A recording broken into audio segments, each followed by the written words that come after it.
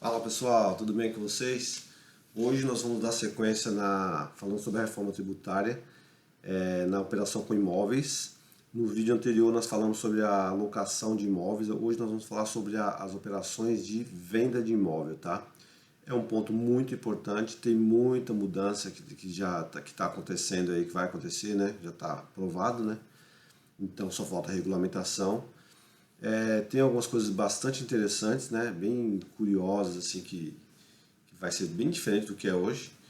É interessante, mas não menos importante verificar a questão da carga tributária, tá? Que esse é o nosso foco aqui, é o nosso objetivo, fazer você economizar, fazer você manter a sua rentabilidade que você já tinha, melhor que você já tem hoje, né? Que você permaneça com essa rentabilidade, fazer as ações necessárias no tempo correto, como a gente sempre vem falando nesses vídeos, né?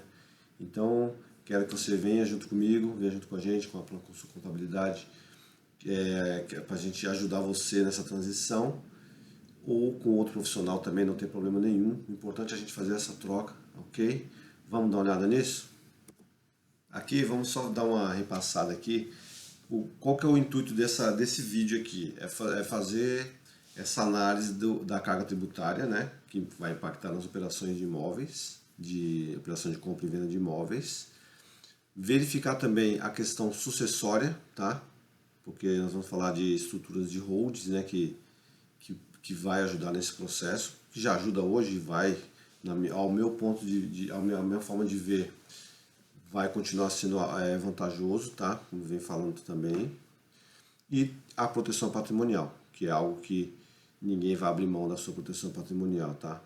Isso é tão importante quanto você ter um ganho tributário, né, efetivo, é você proteger os seus imóveis, os seus bens, dos riscos empresariais, né, das operações do dia a dia. Vamos dar uma repassada aqui, porque para a gente chegar lá no objetivo que a gente quer, que é fazer essa comparação, a gente tem que relembrar como que é hoje, né? A tributação para alienação, né, venda de imóveis, hoje na pessoa física, até 15% de ganho de capital, ou melhor, 15% sobre o ganho de capital, até 5 milhões, 17,5% de 5 a 10 milhões, 20% de 10 a 30 milhões, 22,5% acima de 30, tá? Isso é o que é hoje do ganho de capital sobre a venda de imóvel na pessoa física. Agora, fazendo a análise de como é hoje, né, na tributação pela pessoa jurídica, né, que a gente costuma chamar de holding patrimonial, né, é um termo que ficou famoso aí, a gente vai usar dessa mesma forma. Então, na holding patrimonial, a classificação contábil do imóvel define o regime de tributação, tá? Isso é muito importante, é um ponto bastante polêmico aí, mas é assim que funciona, tá? Por exemplo, aqui o imóvel que ele está no imobilizado, né, que você usa lá para suas operações. Quando você faz a venda, né, dele, você vai tributar pelo ganho de capital, ou seja, pode chegar a 34% de tributação, tá? Aí, obviamente, vai usar o custo de aquisição, menos a depreciação, aí você vai tirar a diferença do preço de venda, menos o custo contábil, essa diferença você vai aplicar 34%.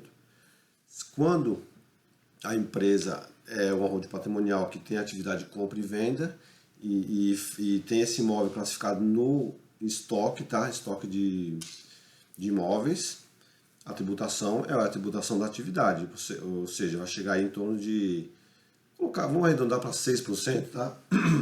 É de 5,6 e 7, alguma coisa assim, mas vamos falar em 6%, tá?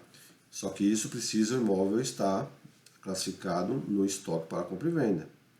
Ou se esse imóvel, isso é uma mudança recente que teve aí, acho que 2023 ou 2024, alguma coisa assim, quando o imóvel está classificado lá no PPI, propriedade para investimento, né? Quando o imóvel é alugado, se ele foi alugado por um período de acho que 5 anos, alguma coisa assim, você pode transferir para o estoque e fazer essa venda como receita da atividade, ou seja, fugindo do ganho de capital e fazendo a tributação menor, tá? Isso é importante relembrar esses conceitos, ou seja, agora se ele estiver no imobilizado, se ele é o imóvel que é a sede da empresa e que você usa lá para as atividades, essa mudança do imobilizado para o estoque para ter o ganho, não pode. A Receita Federal, ela pega firme em cima disso aí. Como que ela pega isso? Na ICF. Ou seja, aqui a gente vai falando de um assunto e já puxando para outros que são fundamentais, tá? Então, esse é o cenário hoje, tá? Então, agora que a gente já viu lá como que é a tributação da pessoa física, né? Relembrou, não é verdade? Vocês já sabem isso aí. Como é a tributação da pessoa jurídica, vamos falar da tributação na reforma tributária. O que acontece? Na reforma tributária, como a gente já vem falando, tudo que envolve operação onerosa e às vezes até não onerosa vai incidir IBS e CBS, tá? Os dois sempre vão andar juntos. Ou seja, na venda de imóvel, hoje não tem ICMS, muito menos ISS. Só que na reforma tributária, como o ISS e o ICMS vão ser substituídos pelo IBS, e o IBS anda junto com a CBS, né? Então, ou seja, vai ter, é como se tivesse, ICMS e ISS na operação de venda de imóvel, tá? Então, ou seja, é um ponto bastante importante, mas aí tem algumas coisas que ajudam a reduzir essa carga tributária. Você imagina assim, numa venda de imóvel hoje, vamos imaginar uma venda de imóvel da operação, que o imóvel está lá no estoque, a empresa compra, vende normalmente, regularmente, então seria em torno de 6% de tributação. Você imagina fazer essa tributação com a alíquota estimada aí de, vamos falar de 27%, para ficar mais fácil? Você imagina de 6 para 27, olha o impacto que isso daria. Só que não é bem assim, tá? Vamos com calma. As pessoas aí fazem alguns vídeos dando um alarme, uma coisa assustadora, mas não é bem assim, tá? Existe a questão da redução da alíquota, tá? Para o setor de imóveis, nós vamos falar disso daqui a pouquinho. E também tem a questão do redutor de ajuste, que nós vamos ver agora. O que acontece aqui? Vai ser criado, imagine que você vai vender um imóvel, a tributação dos 27% não vai ser sobre o valor total da venda, vai existir um redutor de ajuste. O que é esse redutor de ajuste? Ele é o valor de referência, ou vai existir um valor de referência dos imóveis, um cadastro nacional que vai ter, tá? Vai pegar o valor de mercado, aí vamos ver como que eles vão tratar esse assunto. Vai ser um valor muito acima do que é hoje, no valor venal da prefeitura, que você vê que não tem nada a ver com a realidade do imóvel, né? Então a ideia é que esse valor de referência seja um valor próximo ao valor de mercado e ele vai se ajustando. Então o que acontece? Imóveis já possuídos até 31 de 12 de 2026, porque esse aqui, porque a reforma tributária vai entrar de verdade mesmo, de fato, em 2027, né? 26 vai ser teste. Então, se você tem um imóvel lá até 2026, o redutor de ajuste inicial vai ser o que você já tinha até essa época.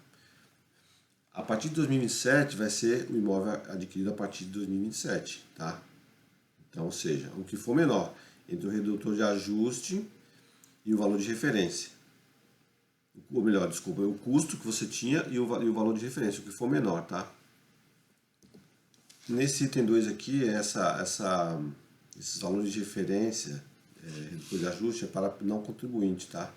Então, o não contribuinte ele tem um redutor de ajuste, vai ser o que for menor entre o custo de aquisição que ele tinha lá na declaração de imposto de renda e o valor de referência. O que for menor vai ser utilizado como um redutor de ajuste.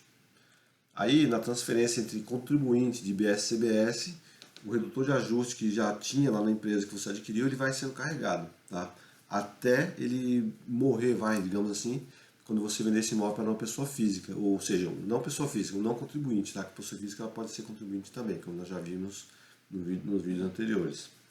Então, como que seria aqui a base de cálculo do IBS e CBS? O preço da operação, imagine aí um imóvel de um valor de 5 mil, o saldo redutor de ajuste naquela data, que seja, vamos falar aí, 3 mil, então vai sobrar 2 mil. Desses 2 mil você vai aplicar IBS e CBS, tá? Antes da gente ir para o exemplo mais prático, para ficar mais claro esse entendimento, vamos olhar aqui as alíquotas reduzidas. Então, no setor de imóveis, na alienação, a alíquota será reduzida em 50%, tá? Então, ou seja, se é 27%, né, que a gente vai falar aí uma alíquota estimada, porque não tem ainda, até o momento da gravação desse vídeo, não foi definida a alíquota ainda. Então falaríamos aqui 27 vezes 50%, 13,5%. A locação tem a redução de 70%, tá? Então é isso. Aí, quando que a pessoa física vira contribuinte de IBS-CBS? Como eu falei, IBS-CBS não é só para a pessoa jurídica, também a pessoa física, em algumas situações, ela vai virar contribuinte de IBS-CBS. Quais são os casos? Vende mais de 3 imóveis distintos no ano anterior. Vendeu, né? No ano anterior, tá? Mais de 3 imóveis distintos no ano anterior. Vendeu imóvel construído por si próprio nos 5 anos anteriores. Faz locação de mais de 3 imóveis com receita maior que 240 mil no ano anterior, tá? Então essas são as situações em que a pessoa física ela se torna contribuinte de IBS-CBS e permanece todo ano até que ela saia dessas 3 regras aqui, ó. Essas regras são, uma complementa a outra, não pode ser só uma, tá? Então se ela sair em algum ano, ela falar, agora eu vendi mais de 3 imóveis distintos no ano anterior, tenho um imóvel construído por mim mesmo há mais de 5 anos, só que a alocação de imóveis eu só tenho 2, tá? Então, ou seja, ela não é contribuinte de IBS-CBS, beleza? Agora sim vamos entrar no que a gente gosta de fazer, né? Ver como que isso vai impactar o meu bolso. Vamos pegar um exemplo aqui, ó, exemplo prático. Um imóvel comprado por 3 mil, né? Tem lá o seu redutor de ajuste, né? Que é esse que vai carregar. Vendi por 5 mil, tá? Em 2027. O redutor de ajuste vai ser o quê? Vai ser esses 3 mil, tá? Que ele vai carregando estamos falando de contribuintes de IBS-CBS. Alíquota setorial ilustrativa 13,5, que é 50% dos 27, que a gente está usando como exemplo, tá, gente? Não é a alíquota definitiva, que ainda não tem. Então, se fosse na pessoa física, seria 2 mil de ganho de capital. Se for agora na pessoa jurídica, na reforma tributária, ou na pessoa física também, sendo contribuinte de IBS-CBS, a base de cálculo do IBS-CBS seria esses 2 milhões de reais também, tá? Que é o quê? Preço de venda menos redutor de ajuste, 2 mil. A alíquota seria 13,5. Agora nós vamos ver a comparação dessa transação, comparando pessoa física não contribuinte, pessoa física contribuinte e estrutura de holdings, tá? Vamos lá. Agora aqui, pessoal, na comparação aqui dos valores, você vai entender o porquê que é importante você ter um acompanhamento contábil, societário, especializado, porque existe uma importância muito grande na hora de você fazer essas transações seja com a pessoa física ou seja com as empresas, tá? Vamos dar uma olhada aqui, ó. Na operação que nós falamos lá, né? Essa operação aqui, ó. Ganho de capital da pessoa física, ou até mesmo na holding, dependendo do caso. IBS-CBS, que seria o caso na reforma tributária agora, né? Então, vamos lá. Na pessoa física não habitual, ou seja, aquelas pessoas físicas que simplesmente compram e vendem imóvel, mas não está enquadrado na pessoa física que ela é contribuinte de IBS-CBS. Então seria os 2 milhões vezes 15%, né, que é a alíquota do ganho de capital. Então pagaria 300 mil reais, tá? Uma pessoa física habitual, que habitual seria que aqui você entende como pessoa física contribuinte de IBS-CBS, que entra naquelas 3 regras que a gente falou. Então, além do ganho de capital de 300 mil, tá? Pagaria também IBS-CBS, mais ou menos 270 mil, dentro daquela simulação da alíquota a gente está falando aqui estimativa. Então, pagaria 570 mil. Olha a importância disso aqui, ó. De 300 para 570 mil é muita coisa, tá? Precisa ser olhado com cuidado. Agora vamos dar uma olhada aqui, ó. Olha isso. Na operação de venda de imóveis da pessoa jurídica, que o imóvel estiver contabilizado no imobilizado, lembra que eu falei daquelas questões da classificação contábil? Você teria o ganho de capital, né? IRPJ, contribuição social sobre o ganho de capital, mais o IBS-CBS. Então isso chegaria aproximadamente a 926 mil reais. Olha a importância de você classificar o imóvel corretamente e tomar esse cuidado, tá? Por isso que é importante na hora que você vai fazer a constituição da holding patrimonial, ter esse cuidado, qual que é a finalidade desse imóvel, tá? E se possível, jamais colocar no imobilizado, tá? Obviamente, se é a sede da empresa, não tem o que fazer, então tem que fazer algumas formas aí para poder fugir dessa tributação, porque o negócio dá um efeito muito grande. Agora, se o imóvel está lá no PPI, né, propriedade para investimento, está alugado há mais de 5 anos, você resolveu vender, transfere para o estoque, né, de imóveis e vai fazer a tributação, que é pelo lucro presumido, que nós falamos lá de em torno de 6%, né, que seria, que na reforma tributária seria a presunção mais o IBS-CBS, ou seja, o lucro presumido ele vai ser por presunção, que é bem mais baixo, tá? Do que imobilizado, ganho de capital, mais o IBS-CBS, tá? Que ele teria aquela redução que a gente está falando aí da alíquota reduzida, 3,5%, então seria 384 mil. Olha a diferença, tá? Então, ou seja, se você comparar aqui, se você é uma pessoa física habitual, que tem aluga imóveis, compra e vende imóveis, né? Naquelas 3 regras que a gente falou, então você fazer pela pessoa jurídica é muito mais vantajoso. Olha aqui, de 384 para 570, tá? Tem uma diferença muito grande aqui. Então, assim, cada caso precisa ser analisado, não é uma regra geral isso aqui, a gente precisa tomar sempre esse cuidado de falar isso, tá? Tem que analisar, tem que fazer conta para você verificar o que é melhor para você, para sua empresa, né, para ter a rentabilidade, manter a margem, como a gente sempre vem falando. Aí falando do que a gente iniciou, né, falando das estratégias com a holding, que na nossa opinião, na nossa análise, segue estratégia, porque tem a questão da governança, da sucessão patrimonial, né, quando você tiver que fazer a sucessão para os seus herdeiros, o processo ele é mais facilitado, né, por questão das cotas, facilita o inventário, toda essa questão. Tem a questão eu não gosto de falar blindagem patrimonial, mas eu chamo de distanciamento de risco, mas aí muita gente chama de blindagem patrimonial, por isso que nós colocamos aqui. Então, você separar os seus imóveis, os seus bens pessoais da sua operação do dia a dia, então a holding ela segue estratégica para essa questão também. E além da previsibilidade tributária que nós falamos agora há pouco, tá?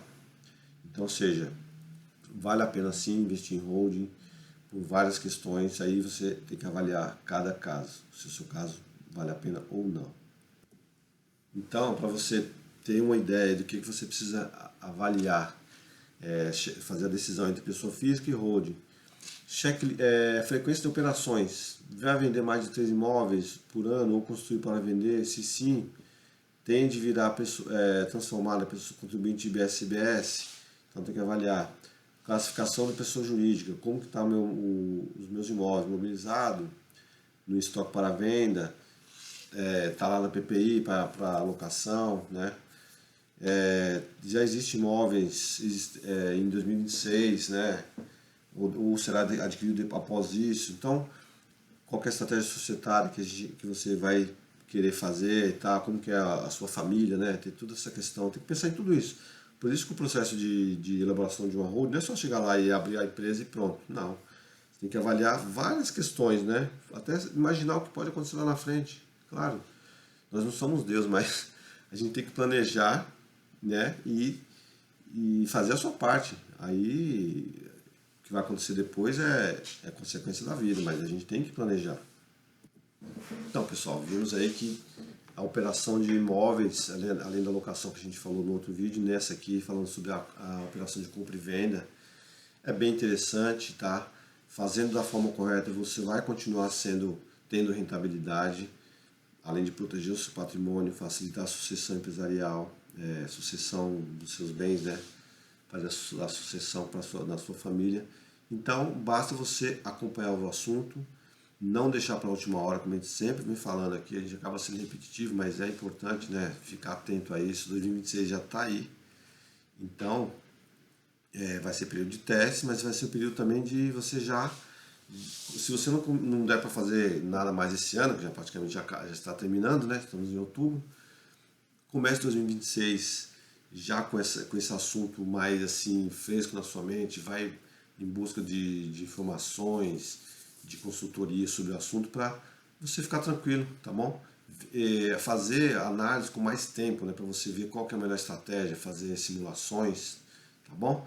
Então, mais uma vez, a gente torce para que você consiga tempo, energia para cuidar desse assunto e não deixar para a última hora, tá bom? Um abraço e até o próximo vídeo.